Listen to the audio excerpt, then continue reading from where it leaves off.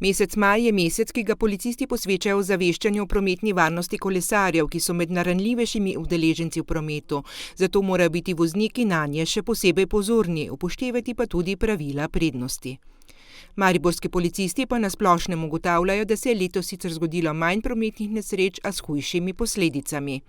Letos se je na cestah na območju policijske uprave Maribor v primerjavi z lanskim obdobjem zgodilo 14% manj prometnih nesreč.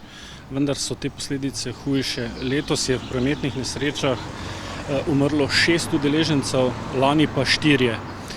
30% je sicer manj huje telesno poškodovanih udeležencev v prometnih nesrečah, pa tudi manj je lažje telesno poškodovanih udeležencev.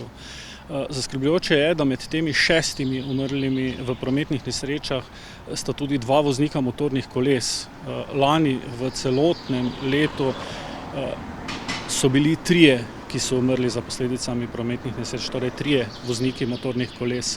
Zaskrbljujoče pa je, da se vse bolj pojavlja alkohol kot primarni in sekundarni vzrok za prometne nesreče. Kar bi želel poudariti, je zaskrbljujoč tudi delež alkoholiziranih povzročiteljev prometnih nesreč. Teh je v prometnih nesrečah s smrtnim izidom kar 50%, torej med 6 povzročitelji prometnih nesreč s smrtnim izidom so bili kar 3 pod vplivom alkohola. V prometnih nesrečah s hudimi telesnimi poškodbami je pa delež alkoholiziranih povzročiteljev tudi kar 30%. Čeprav skupen delež alkoholiziranih povzročiteljev vseh prometnih nesreč je pa 9% in je primerljiv tudi z vsemi preteklimi leti. Posebno pozornost pa policisti posvečajo tudi voznikom enoslednih motornih vozil, torej motoristov in voznikov mopedov.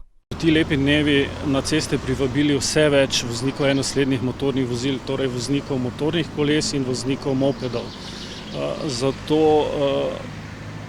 velja opozoriti te voznike enoslednih motornih vozil, da preden sedejo na svoja vozila, poskrbijo za svojo psihofizično stanje, torej za svojo ustrezno kondicijsko pripravljenost, da ko vozijo hitrost vožnje prilagodijo stanju ceste, trenutnim prometnim razmeram, še pa posebej pa svojim motoričnim sposobnostim, ki vsekakor niso takšne, kot so bile lani med motoristično sezono.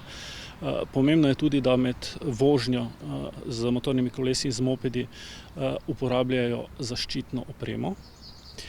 In pa, ko vozijo ta svoja motorna vozila, ustrezno poskrbijo za svojo psihofizično stanje, torej da ne vozijo pod vplivom alkohola in pa da ne vozijo pod vplivom drog ali pa drugih psihoaktivnih snovi. Glede na to, da marca in aprila policisti niso mogli izvesti skupnih preventivnih akcij za motoriste, skušajo s poostrenim nadzorom in ozaveščanjem opominjati motoriste na varno vožnjo.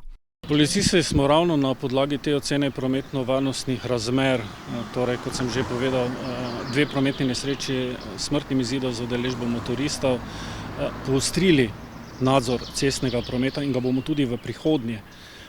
Te preventivne akcije, ki so bile v preteklih letih izvedene v zgodnjem pomladanskem času, bodo seveda izvedene, ampak nekoliko kasneje, takoj, ko bo to mogoče.